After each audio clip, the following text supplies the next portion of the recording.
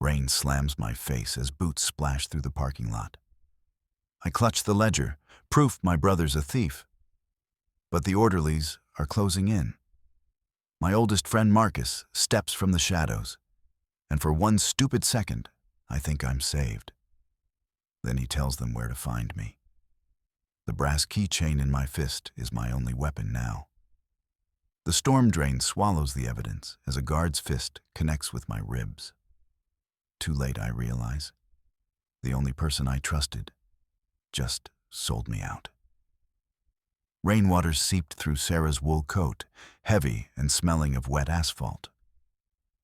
She pressed the leather-bound ledger against her ribs, the sharp corners digging into her side. Across the Oglethorpe Club parking lot, yellow light spilled from the arched windows, illuminating the mist. Julian's laughter drifted through the brickwork, a sharp, confident sound echoing against the parked luxury sedans. The air in Savannah tonight felt like a wet wool blanket, thick with humidity and the stagnant scent of marsh water. Sarah fumbled with her keys, her fingers slick and trembling against the cold metal. Inside that book was the death of her brother's career. Months of diverted payroll, offshore transfers, and the systematic bleeding of Miller Logistics. One phone call to the board would strip Julian of his chairmanship. But the thought curdled her stomach. She reached into her pocket and felt the small plastic tally counter. Click. 1 for reaching the car. Click. 2 for keeping the ledger dry. She needed to reach 100 successful actions before she could allow herself to sleep. A mental tax she had paid every day since she was 19. The ledger's spine felt like a block of ice against her skin. If she handed this over, the firm might collapse, and 300 employees would lose their pensions. If she stayed silent, Julian's greed would swallow them anyway. The heavy oak doors of the club groaned open, and a wave of jazz and expensive cigar smoke rolled out into the damp night. Julian stepped onto the portico, his silhouette framed by the golden light of the foyer. He wasn't alone. A dozen of Savannah's most influential power brokers followed him like pilot fish trailing a shark. Sarah ducked behind a silver Lexus, her breath coming in short, jagged hitches. She could smell the faint, metallic tang of the rain hitting the hot pavement. "Friends, colleagues," Julian's voice boomed, carrying that practiced, predatory warmth. He adjusted his silk tie 3 times, exactly as their father used to do. "I appreciate you joining me for this impromptu announcement. It is a somber evening for the Miller family." Sarah froze. The tally counter in her pocket felt heavy. Click. She stayed still. Julian leaned against the stone railing, flipping a silver 1920 coin. Smack. He caught it and pressed it to the back of his hand without looking. "My sister, Sarah," Julian continued, his voice dropping to a theatrical whisper that carried perfectly in the humid air, "has been struggling. We've tried to keep it private, but her recent, erratic behavior regarding the company's internal audits has reached a breaking point. For her own safety and the stability of Miller Logistics, I have filed for an emergency declaration of mental incompetence." A collective gasp rose from the crowd, a sound like a dry wind through dead leaves. Sarah's heart hammered against her ribs. He was gaslighting the entire city in a single breath.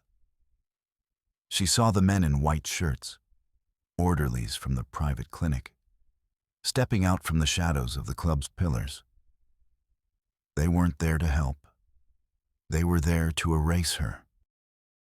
"She's dangerous to herself," Julian said, his pale blue eyes scanning the dark parking lot. "If anyone sees her, please do not approach. Call the clinic immediately." Sarah didn't wait to hear more.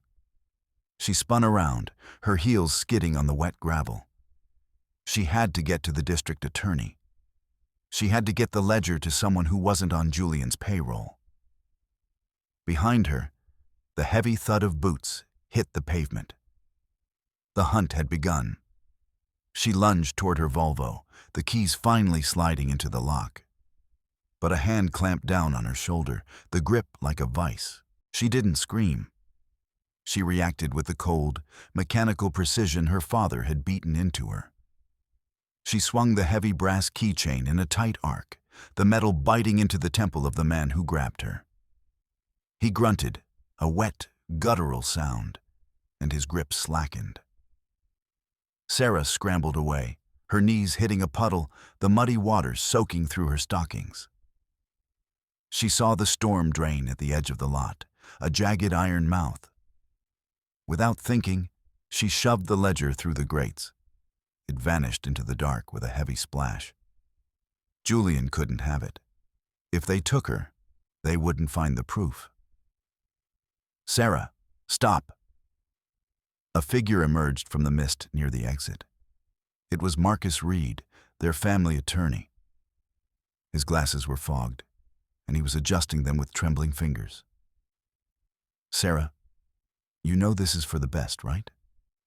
You're not well, you know." "Marcus, help me," Sarah gasped, her lungs burning from the humid air. "He's laundering money. The ledger is in the drain. Get me out of here." Marcus stepped closer, his face a mask of simulated pity. He looked at the security guards closing in, then back at Sarah. He reached out as if to help her up, his hand warm and steady. Sarah felt a surge of relief. Marcus had been her friend since law school. He knew the truth. Verted. Sarah reached for Marcus's hand, her fingers brushing his sleeve. "Thank God," she whispered. "I have the keys in my pocket, Marcus. If we can get to your car, we can reach the DA's office before Julian can block the roads. I've recorded the transfer codes." Marcus nodded, his expression softening. "I know, Sarah. I know how hard you've worked to keep it all together. You're so smart, always thinking 3 steps ahead." He squeezed her hand, a reassuring pressure that made her shoulders finally drop. The tension that had been coiled in her spine like a rusted spring began to unspool. She wasn't alone. She had a witness, a legal mind to counter Julian's lies. "Just give me the keys, Sarah," Marcus said gently. "I'll drive. You're shaking too hard." Sarah fumbled in her pocket and handed him the heavy ring. "The ledger is in the drain by the silver Lexus. We have to come back for it." Marcus's smile didn't fade, but it changed. It became something static, like a photograph of a man who had already left the room. He didn't move toward his car. Instead, he turned toward the 3 security guards who were hesitating 10 feet away.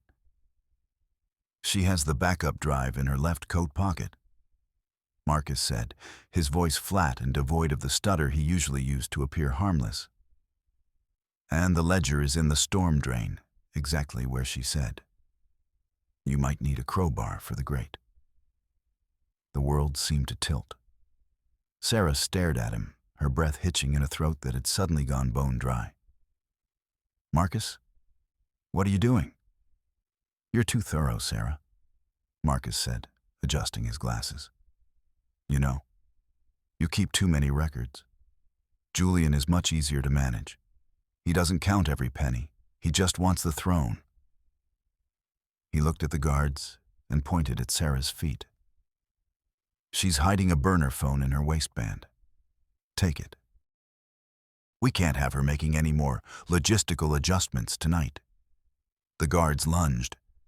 This time, there was no escape. They pinned her arms behind her back, the rough fabric of her coat burning against her skin. Marcus stood over her, looking down with that sickening, fake concern. "It's better this way," Marcus whispered. "In the ward, you won't have to count anything anymore. You can just rest, right?" He turned away, tossing her car keys into the deep, murky water of the drain, where the ledger already lay. Sarah realized with a sickening jolt that she hadn't just lost her freedom. She had handed her executioner the map to her only defense. Marcus wasn't just an accomplice. He was the architect of her disappearance. "Take her to the van." Julian's voice drifted from the porch, cold and final. "And make sure the doctor is ready. My sister needs the best care money can buy." The guards dragged her toward a white van idling at the edge of the lot. The smell of exhaust fumes mixed with the damp earth, a cloying, suffocating scent. Sarah struggled, but the grip on her arms was absolute. As the doors of the van began to swing shut, Julian stepped into the light one last time, the silver coin catching a flash of the floodlights. Smack. "Wait!" Julian called out, his voice cutting through the rain. The guards paused. Julian walked down the stairs, his handmade Italian shoes clicking rhythmically on the pavement. He stopped inches from the van, leaning in until Sarah could smell the expensive scotch on his breath. "I almost forgot the most important part of the diagnosis," Julian said, his eyes bright with a terrifying, cold glee. "The public needs to understand the depth of your despair, Sarah. It's not just incompetence. It's a tragedy." He turned to the crowd of socialites still watching from the balcony. "My sister has expressed suicidal tendencies. She told Marcus she couldn't live with the shame of her failures." Sarah's blood turned to slush. "That's a lie. I never said that." "See how she fluctuates," Julian said to the crowd, shaking his head. "The mania is setting in. Guards, if she attempts to harm herself, or if she tries to escape into traffic, you are authorized to use any force necessary to preserve her life, even lethal restraint if it means preventing a greater tragedy. Do you understand?" "Understood, sir," the lead guard barked. The message was clear. If Sarah ran, they could kill her and call it a mercy. Julian had given them a license to murder her in broad daylight, all under the guise of saving her. The van doors slammed shut, plunging Sarah into darkness. The only sound was the rhythmic thrum-thrum of the engine and the faint, muffled hum of Julian's coronation party continuing without her. The van lurched forward, throwing Sarah against the cold metal interior. Her tally counter fell from her pocket, skittering across the floorboards. She reached for it in the dark, her fingers brushing the plastic. Click. She had to keep counting. If she stopped counting, she would disappear. Inside the Oglethorpe Club, the party had shifted. The jazz was louder, the laughter more forced. Julian stood at the center of the ballroom, a glass of crystal-clear gin in his hand. He watched the shadows of the rain against the velvet curtains. Marcus stood beside him, still adjusting his glasses. "The signal jammer is active," Marcus whispered. "Her phone is a brick, you know? No one is getting a call out of that van." "Good," Julian said. "And the tires?" "Slashed. Even if she jumped out, she's on foot in a city that thinks she's a lunatic, right?"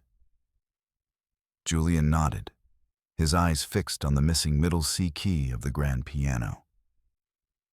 "The variables are managed, Marcus. My sister always loved her logistics. I think she'll appreciate the symmetry of being undone by them." The van slowed, turning into the service entrance of the club. Sarah realized they weren't leaving yet. They were taking her into the bowels of the building, into the kitchens where the staff was too busy to notice a woman being dragged into the dark. The smell of roasted meat and industrial cleanser filled the air as the doors opened. The kitchen was a labyrinth of stainless steel and hissing steam. Sarah was hauled out, her feet barely touching the floor. She saw the head of security, a mountain of a man named David Brooks, waiting by the walk-in freezer. He didn't look angry. He looked bored. He had a taser clipped to his belt and a jagged scar across his knuckles that looked like a lightning bolt. "The doctor is delayed," Brooks said, his voice a low growl. "Put her in the box. It's soundproof." "The freezer?" one of the guards asked. "It's 20 below in there."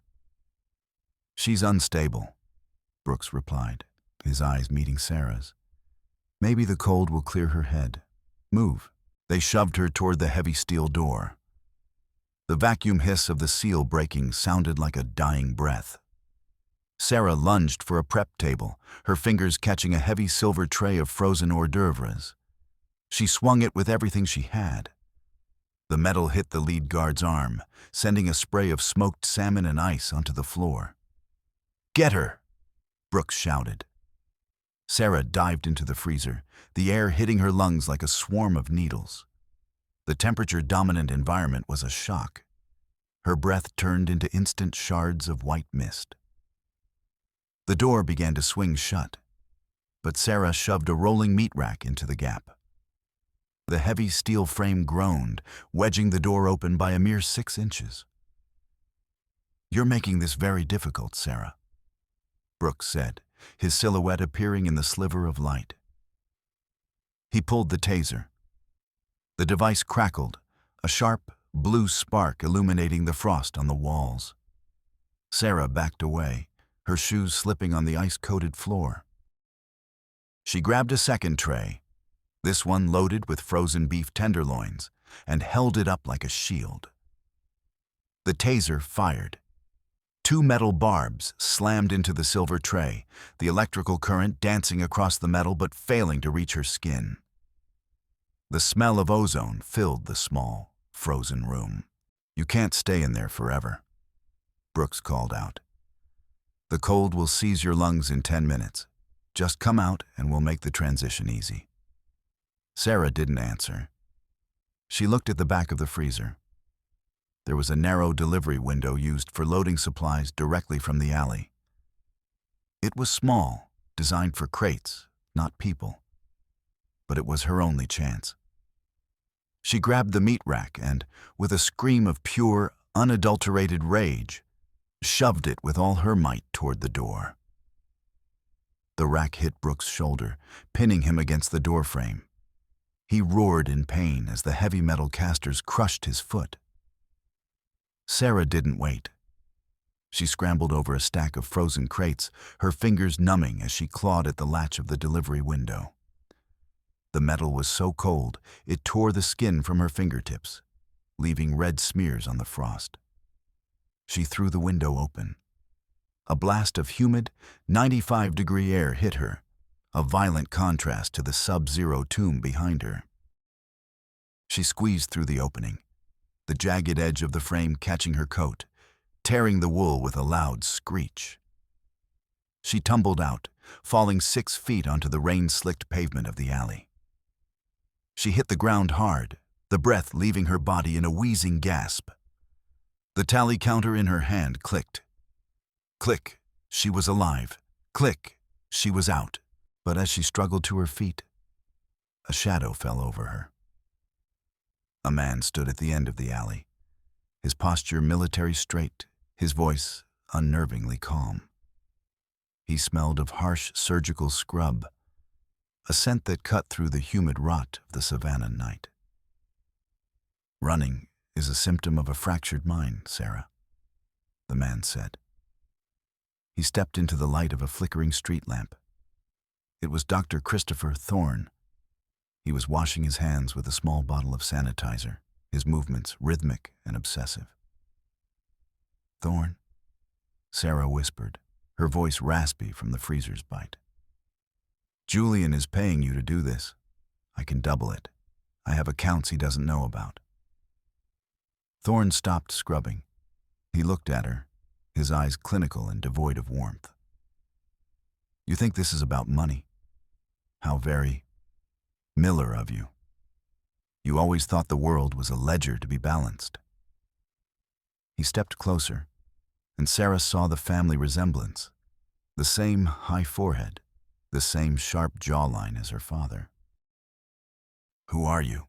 she asked, her heart freezing for a reason that had nothing to do with the weather. "The secret your father kept in the dark while he paraded you and Julian in the light," Thorne said. "I am the son born from the filth he tried to forget.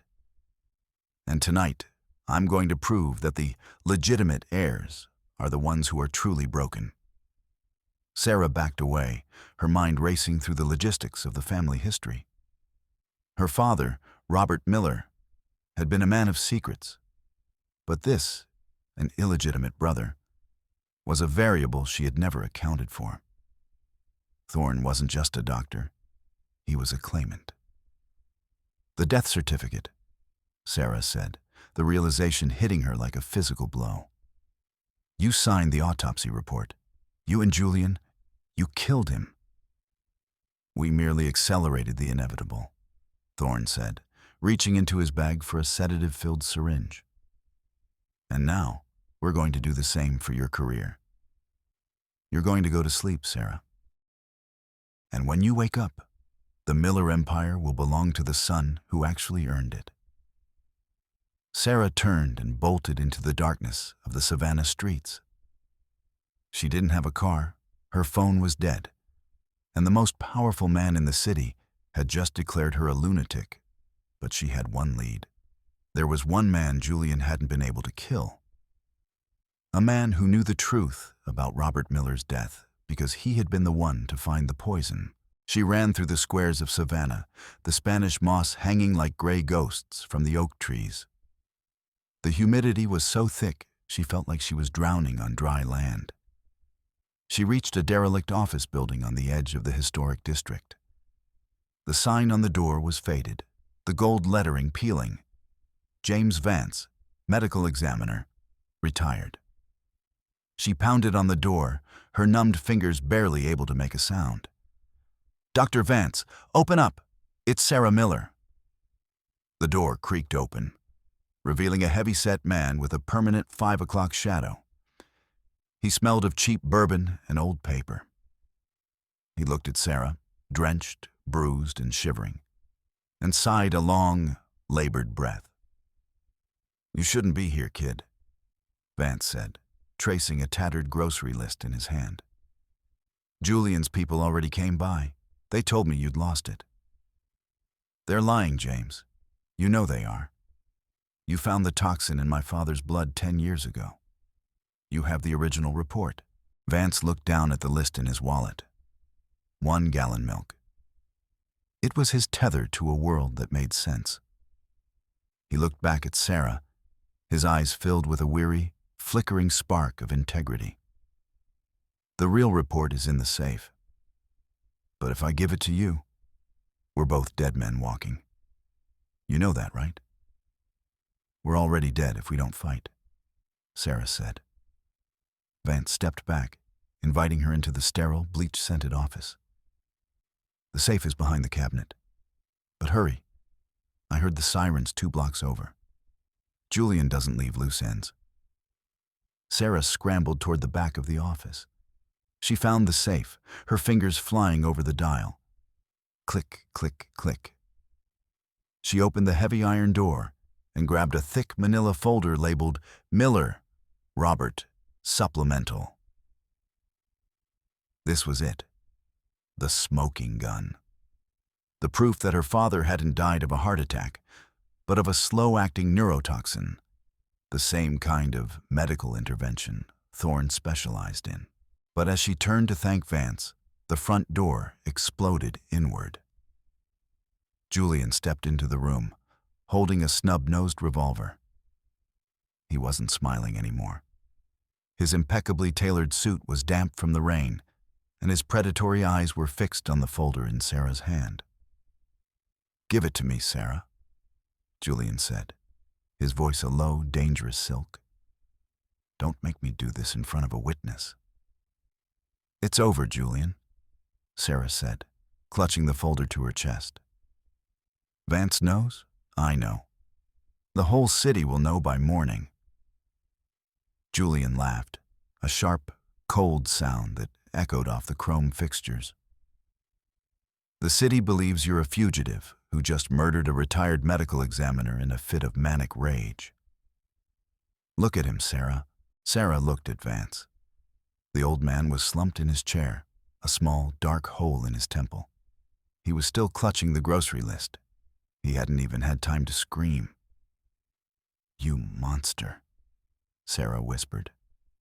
"Logistics, Sarah," Julian said, leveling the gun. "You taught me that. Eliminate the redundant variables. Now, the folder." Sarah didn't hand it over. She lunged for the window, throwing herself through the glass just as Julian fired. The bullet whizzed past her ear, shattering a jar of formaldehyde on the desk. She hit the fire escape, the rusted iron vibrating under her weight. She scrambled down the ladder, but her foot caught on a jagged step. She fell. The world spun. She hit the pavement of the alley with a sickening crunch. A white-hot bolt of pain shot through her left ankle. She screamed, the sound swallowed by the rhythmic clanging of the fire escape above her. She crawled into the shadows, clutching the folder. She had to see it. She had to know she hadn't sacrificed Vance for nothing. With trembling fingers, she flipped open the manila cover. Subverted. Sarah's eyes scanned the first page, then the second. Her heart, already frantic, seemed to stop entirely. The pages weren't filled with chemical formulas or autopsy findings. They were blank, every single one of them. She flipped through the entire stack, her breath coming in ragged, panicked sobs. High-quality linen paper, pristine and white, mocked her in the dim light of the alley. There was no mention of toxins. No signatures from Thorne. Nothing. "You always were too predictable, Sarah."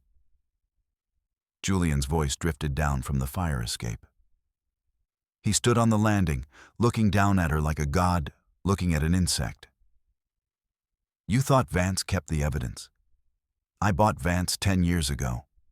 The grocery list he kept rewriting? It wasn't a memory of his wife. It was a list of the payments I made to his offshore account." Sarah stared at the blank pages, the physical weight of the betrayal crushing the air from her lungs. She had risked everything, had seen a man murdered, for a stack of stationery. "I burned the real report the day after Father was buried," Julian said, beginning his slow, rhythmic descent down the stairs. "I just needed a reason to get you to Vance's office tonight. I needed the police to find you with a motive and a body. And look at you, injured, holding the stolen files of the man you just killed. It's perfect.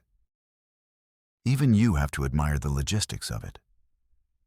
Sarah tried to stand, but her ankle buckled, sending a fresh wave of agony through her hip. The sirens were closer now, the blue and red lights reflecting off the wet brick walls of the alley. She was trapped. She had no evidence, no allies, and a dead man's blood on her hands. "Click," Julian mocked, mimicking the sound of her tally counter. "That's 100, Sarah. Game over." The police swarmed the alley, their flashlights blinding her. Sarah felt the cold steel of handcuffs ratcheting shut around her wrists. As they dragged her away, she saw Julian standing by the mouth of the alley, adjusting his tie 3 times. He looked at her and winked. She was taken not to a jail, but to the high-security psychiatric ward at the edge of the city. The walls were a sterile, infinite white, and the mechanical hum of the ventilation system vibrated in her teeth. They stripped her of her coat, her shoes, and her tally counter. "Patient is non-responsive," a nurse said, scribbling on a clipboard. "She's in shock." Dr. Thorne's voice came from the doorway. He walked in, smelling of that same surgical scrub. He sat on the edge of her bed, his posture rigid. It's a common reaction when the mind finally breaks under the weight of its own delusions. Sarah looked at him. She didn't speak. She couldn't. Her mind was spinning, but not with madness. She was calculating. Thorne thought he had won. Julian thought he had won. But Julian had made one mistake. He had let Sarah keep her mind. In the silence of the ward, Sarah began to count in her head. 1, 2, 3. She didn't need a plastic clicker to quantify the world. She knew every inch of Miller Logistics' digital infrastructure. She had built the supply chain software that ran the city's hospitals, the pharmacies, and the very security system of this ward. She waited until the 3 o'clock shift change. The hum of the ventilation system changed pitch. A subtle shift she recognized as the backup generators performing their nightly test. She stood up, her twisted ankle throbbing, and moved to the digital medicine cabinet in the hallway. The nurse was busy with a chart. Sarah reached out and pressed a sequence of buttons on the touch screen, not a password, but a series of logistical commands that forced the system to look for a missing shipment of insulin. The cabinet's brain couldn't handle the paradox. It triggered a system-wide hardware reboot to clear the glitch. Across the ward, every electronic lock hissed open. Sarah slipped out the side door, her bare feet cold on the linoleum. She didn't run for the exit. She ran for the administrator's office. She needed a computer. She needed to reach the one event Julian couldn't cancel. His own coronation gala. The Oglethorpe Club was packed.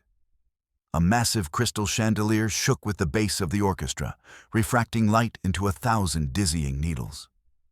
Julian stood on the stage, a microphone in his hand, ready to be crowned the sole CEO of the Miller Empire. "Tonight, we move forward," Julian said, his voice echoing through the ballroom. "Tonight, we leave the tragedies of the past behind." Suddenly, the music cut out. The massive video screens behind Julian flickered, then turned a deep, bruised purple. A voice filled the room. Not Julian's, but a recording. "The toxin is stable, Julian. Father won't feel a thing. But the board needs to see the heart attack on the report. Are we clear?" "Clear, Thorne. Just make sure Sarah is the one who finds him. I want her to carry that image for the rest of her life." The ballroom went silent. Julian froze, his face turning a sickly shade of gray. Sarah stood in the back of the room, leaning against the mahogany doors. She was covered in mud, her hospital gown torn, her ankles swollen to twice its size. But she was holding a burner phone, the one she had hidden in the administrator's office, the one she had used to trigger the remote playback of the recording she'd made months ago, long before the parking lot, long before the ledger. She hadn't been counting successful tasks. She had been counting the seconds until the upload was complete. The FBI agents, led by a man holding a coffee cup at exactly 140 degrees, stepped from the shadows. Michael Evans didn't look surprised. He looked tired. He walked up the stage and placed a hand on Julian's shoulder. "Julian Miller, you're under arrest for the murder of Robert Miller and James Vance," Evans said. Julian looked at Sarah. His predatory eyes were wide with a sudden, crushing realization. He had controlled the coin, but Sarah had controlled the floor it landed on. As the police led Julian and Marcus away in handcuffs, the crowd parted for Sarah. She didn't look at them. She didn't look at the cameras. She walked through the ballroom, her bare feet leaving bloody prints on the white marble. She reached the grand piano and sat down. She reached out and touched the gap where the middle C key was missing. "Click," she whispered. The ordeal was over. An hour later, Sarah sat in the back of an ambulance outside the club. She refused the sedative the paramedics offered. She watched as the tow trucks hauled away Julian's luxury sedans. She watched as the lights of the Oglethorpe Club were turned off, one by one. She felt a strange, hollow peace. She had won. But the cost was a pile of bodies and a family name that would forever be synonymous with poison. She drove herself to the Miller Logistics headquarters at dawn. The glass skyscraper loomed over Savannah like a dark monolith. She walked into her father's office, now her office, and sat in the massive black marble chair. The room was silent.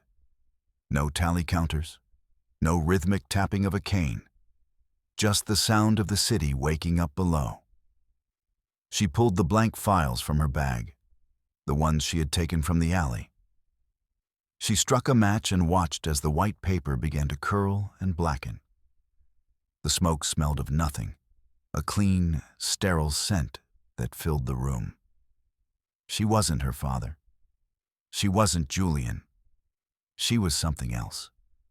A survivor who knew that the only variables that mattered were the ones you chose to keep.